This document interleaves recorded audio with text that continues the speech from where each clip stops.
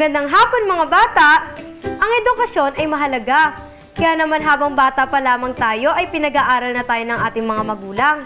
Para sa ating paglaki ay magkaroon tayo ng maayos na hanap buhay.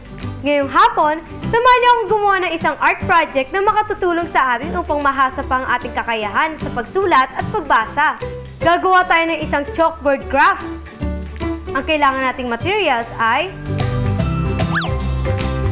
illustration board, color paper, beads,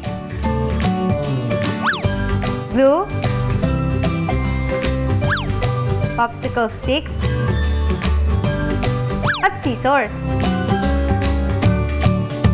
Makinig at manood mabuti at ihanda na ang ating mga gamit para makapagsimula na tayo. Una, gumupit tayo ng hugis bilog gamit ang color papers. Gumawa tayo ng ganito ng may iba't ibang sukat.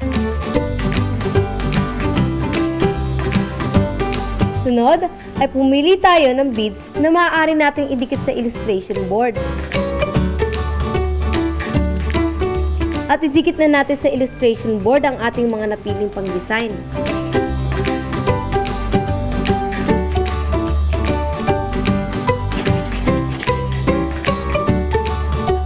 Oo yan kids, tapos na!